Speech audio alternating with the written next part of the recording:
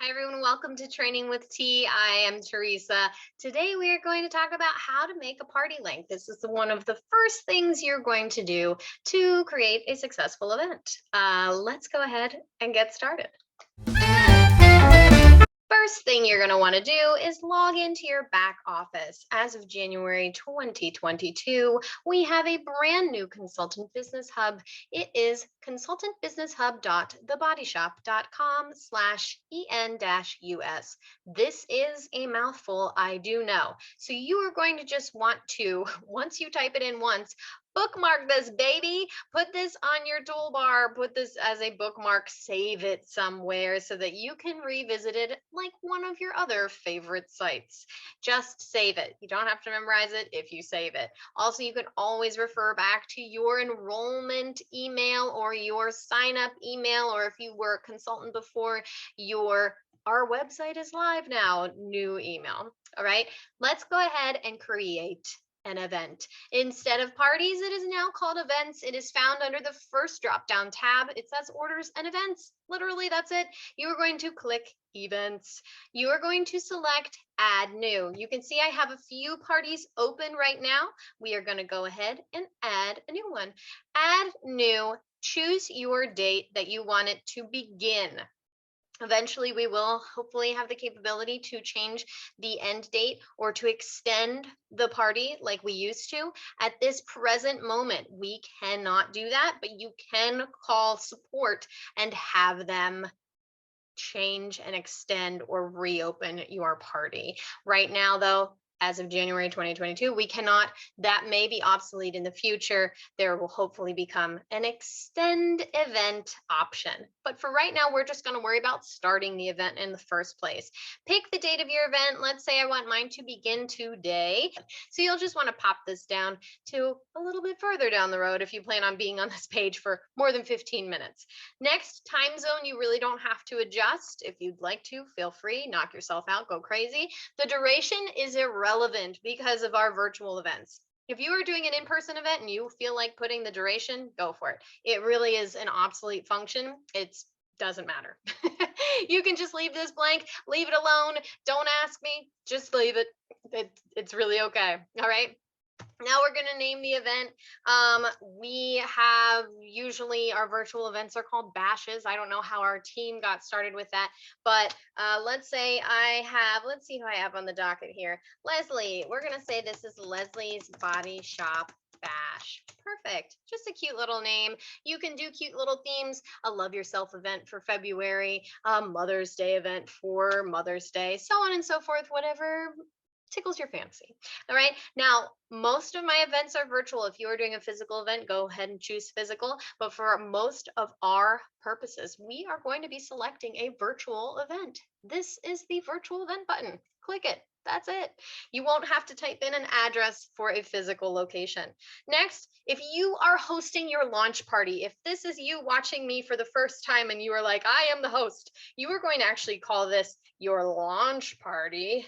Say Leslie became a consultant, right? You're going to call it your launch party because people want to know and they want to support your new business, right? Then you are going to say, I am hosting this for myself. And that's it. Then you're going to hit create event. It's that easy. Now, if we're doing this for Leslie and she's just a customer, I'm going to choose that and I'm going to say I'm hosting for a customer. Now, what I'm going to do is I'm going to start typing Leslie's name down here in that search bar. See that search bar there? I'm going to type Leslie. Let's see how many Leslies I have in my customer list. I have 3. And guess what?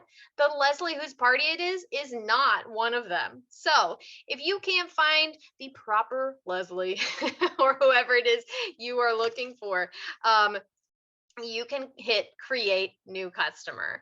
Again, that is right below the search for customer go button. You can hit create new customer. I would type in Leslie's first name, last name, and all of her information, and you would type in her full mailing address.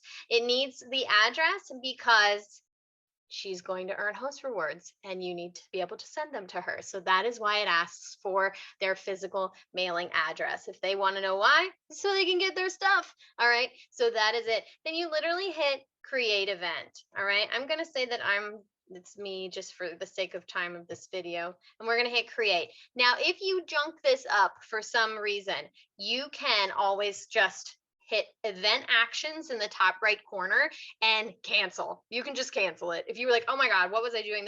Party isn't for 2 more weeks. Just cancel the event. All of the parties are automatically going to run for 2 weeks. See where it says event expires below the event actions here? This means it's just going to run for 2 weeks. That's how long people will be able to order from it unless you close it out earlier. All right. That is it. This event metrics down here in the middle tells you how much you have sold in the event. It tells you how much she has qualified for in host rewards. So if you're wondering where your host is in host rewards, you can see that right here on this events screen. You will just click the event that you want to view, open it, and it's going to bring you right back here. Now, to copy your event link, this is very important for SynShare and Facebook use. You want to hit copy to clipboard. Do not highlight this. It won't let you. Don't attempt to highlight this. It gets really wonky, okay? You are going to just hit copy to clipboard. Then you can easily hit Control V and paste it in, and it is going to take you to that event, and you are going to see it along the top bar of the shopping page. It's that simple. Now, if you messed up something, but not all of it, you will be able to edit the event. Right now, this capability function is turned off. It will be turned on. You'll be able to tweak the name. You'll be able to tweak the time. You will not yet be able to extend the expiration date, but you can always call support. Like I said, change the expiration date, or you can change the start date slightly, or the time, or change it to a physical event, or say the customer changed their mind and somebody else is hosting. Whatever changes you need to make, and then just hit save changes. Right now, that function, like I said, is turned off, but it will not be, okay? So that is it. That is how to make a party link. It's really, really simple. It's never been easier to create a party link. Be sure to check out the next video in our party training tutorial series so that you can get yourself on the good foot hosting consistently amazing parties and events virtually every single time. And I'll see you back here next time.